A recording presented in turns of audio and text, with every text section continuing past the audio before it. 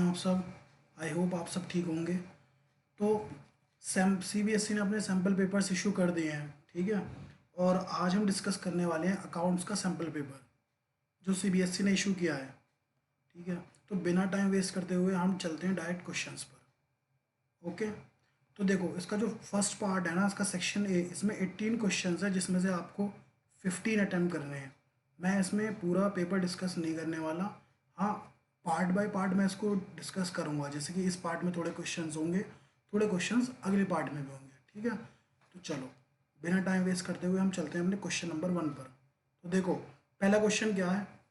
Gain by loss on revaluation at the time of change in profit sharing ratio of existing partners is shared by dash, whereas in case of admission of a partner it is shared by dash। यानी कि जब आपका revaluation account हम बनाते हैं और जब कोई एडमिशन नहीं हो रहा होता, एग्जिस्टिंग जो पार्टनर्स होते हैं उन्हीं के बीच में अगर नया एग्रीमेंट बनता है तो उसमें जो गेन होता है रिवैल्यूएशन पर वो किस पार्टनर में शेयर होगा, किन पार्टनर्स में। तो बिल्कुल डेफिनेट सी बात है कि वो शेयर होगा आपका किस में होगा, ऑल पार्टनर्स में, ठीक है। Whereas in case of admission of a partner it is shared by old partners, वो हमेशा शेयर किया जाएगा ओल्ड पार्टनर्स में। क्यों? क्योंकि जब नया इंसान आएगा तो दोबारा रिवैल्यूएशन करा जाएगा, तो उसमें फिर वो ओल्ड पार्टनर्स असेट्स तो पहले से वो ओल्ड पार्टनर्स के ही थे ना, न्यू पार्टनर का तो उसमें कुछ है ही नहीं, तो इसलिए वो करा जाएगा ओल्ड पार्टनर्स में। तो ये इसका आंसर होगा आपका ऑप्शन नंबर बी, इसका करेक्ट आंसर होगा, ठीक है। चलो आगे नेक्स्ट क्वेश्चन पे चलते हैं। Next question is calculate the amount of second and final call when the Abhijit limited issues equity shares of 10 each at a premium of 40% payable on application 3 allotment 5 first call 2। तो देखो यहाँ पर जो premium है वो 40% का है और 10 का 40% आपका होगा कितना, 4 रुपये। तो यहाँ पर जो आपकी जो शेयर का आपका प्राइस हो गया तो वो हो गई फेस वैल्यू 10 और 4 रुपये प्रीमियम के, यानी 14 रुपीज़। अब 14 में से 3 दे दिए एप्लीकेशन पर, अलॉटमेंट पर 5 और 2 फर्स्ट कॉल पर, तो 10 रुपये तो दे ही दिए, तो बचा कितना, 4 रुपये बचे ना। तो सेकेंड एंड फाइनल कॉल का आंसर होगा आपका बी, दैट इज़ ₹4, ठीक है। आओ अगले पर चलते हैं। Third question is Anish Limited issued a prospectus inviting applications for 2000 shares. Applications were received for 3000 shares and pro rata allotment was made to the applicant of 2400 shares.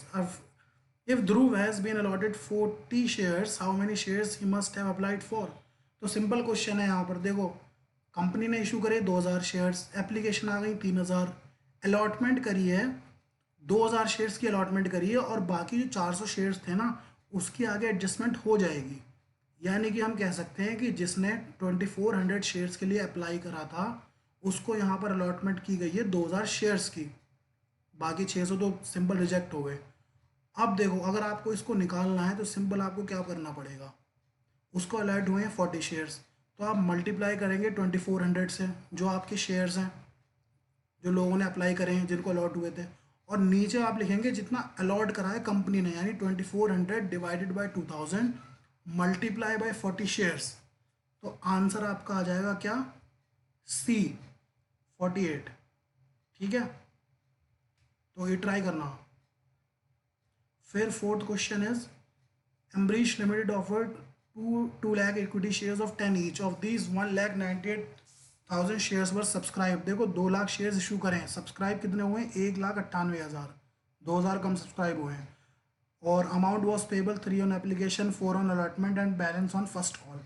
If a share holder holding 3000 shares were defaulted on first call, what is the amount of money received on first call. अब देखो 3000 shares पर ना default कर दिया है, किसने default कर दिया है, एक शेयर होल्डर ने। तो बचेंगे कितने कितने, आपको कितने शेयर्स पर पैसा रिसीव होगा, वो होगा 1,98,000 shares minus 3000 shares which is equal to 1,95,000 shares. 1,95,000 पर आपको पैसा रिसीव होगा और कॉल की अमाउंट कितना है, जैसे कि फर्स्ट कॉल का अमाउंट है आपका, अमाउंट वो बैलेंस ऑन फर्स्ट कॉल यानी 3 रुपये, क्योंकि 7 रुपये तो ऑलरेडी आ चुके हैं ना, तो 3 मल्टीप्लाई बाय आप करेंगे 1,98,000, सॉरी 1,95,000, तो आपका आंसर आएगा बी, ये 5,58,000, ठीक है। चलो नेक्स्ट क्वेश्चन पे चलते हैं। What will be the correct sequence of events?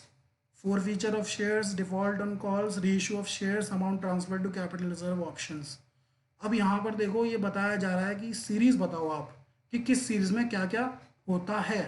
तो देखो सबसे पहले तो इंसान जो करेगा ना वो डिफ़ॉल्ट करेगा, उसके बाद ही तो उसके शेयर्स वो करे जाएंगे ना, फॉरफिट। तो यहाँ पर जब आपका डिफ़ॉल्ट ऑन कॉल सबसे पहले करेगा तो दो ऑप्शन में आपका ये आ रहा है, बी और सी में।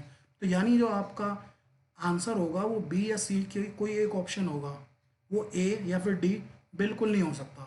तो देखो सबसे पहले डिफ़ॉल्ट ऑन कॉल्स, उसके बाद होता है आपका फोर फीचर, ठीक है। तो यानी कि अब यहीं पर आपको आंसर मिल जाएगा अपना, डिफ़ॉल्ट, फोर फीचर और उसके बाद रीइशू और फिर amount transfer to capital reserve, यानी आपका option C is the correct one, ठीक है। चलो आ जाओ। अब 6 क्वेश्चन है। Arun and Vijay were partners in a firm sharing profit and losses in the ratio of 5:1, ठीक है। अब ये बैलेंस शीट का एक्सट्रैक्ट इन्होंने दे दिया है और अरुण और विजय का प्रॉफिट शेयरिंग रेशियो बता दिया है। If the value of machinery reflected in the balance sheet is over valued bye 33.33%, मैं इसको अगर डेसिमल में करूंगा तो उतना ही बनेगा।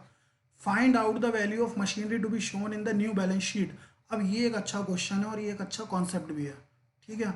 यहाँ पर ये जो अरुण और विजय का प्रॉफिट शेयरिंग रेशियो है इससे हमें कोई मतलब ही नहीं है, कुछ भी मतलब नहीं है। सिर्फ मशीन की वैल्यू देखो कितनी है, 40,000। अब ये जो 40,000 है ये बताया जा रहा है कि ओवर वैल्यूड है कितना, 33.33% से।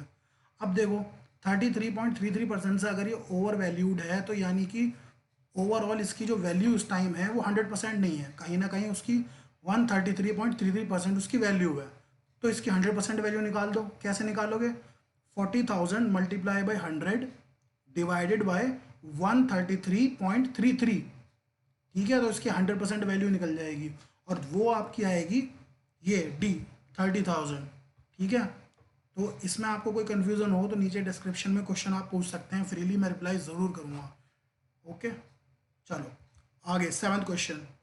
Which of the following is true regarding salary to a partner when the firm maintains fluctuating capital account?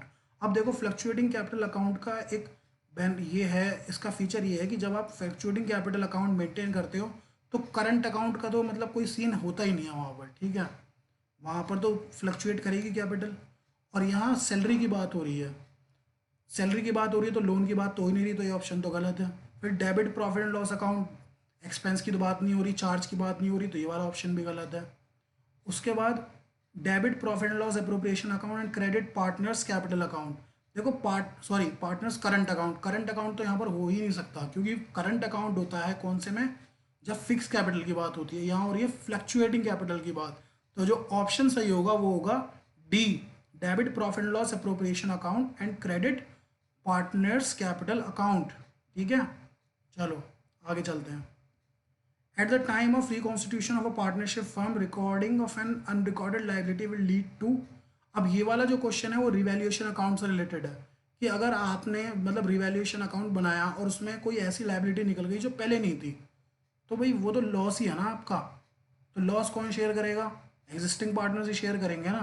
तो ये आपका होगा loss, loss to existing partner, यानी कि आपका ऑप्शन बी इज करेक्ट, ठीक है।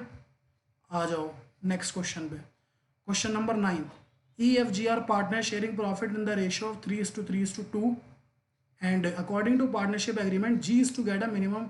यहाँ पर देखो क्वेश्चन में क्या बोला जा रहा है कि G को ना मिनिमम अपना 80,000 चाहिए, चाहे कुछ भी हो। और क्या बोला जा रहा है कि अगर उसको 80,000 नहीं मिले तो जो डेफिशिएंसी होगी वो बॉर्न कौन करेगा, ये ई बॉर्न करेगा। The net profit for the year is 3,12,000। अब देखो 3,12,000 का आपको प्रॉफिट हुआ है फर्म को, तो 3,12,000 का आप निकाल दो पहले प्रॉफिट शेयरिंग रेशो। किसका निकालो, सबसे पहले आप निकालो जी का। तो जी का कितना आएगा, मल्टीप्लाई बाय 3 डिवाइड बाय 8 करोगे तो इसका आएगा, नहीं sorry multiply by 2 divide by 8 करोगे तो इसका आपका आएगा 3,12,000 मल्टीप्लाई बाय तो 78,000 आएगा। तो 78,000 आ रहा है तो मतलब डेफिशिएंसी कितनी की हुई, 80,000 का तो प्रॉमिस करा गया था ना भाई। तो 80,000 तो आपका ये आएगा 80,000 माइनस 78,000 इक्वल टू 2,000। तो ऑप्शन डी इज करेक्ट। बाकी आगे हम डिस्कस करेंगे नेक्स्ट पार्ट में। I hope thank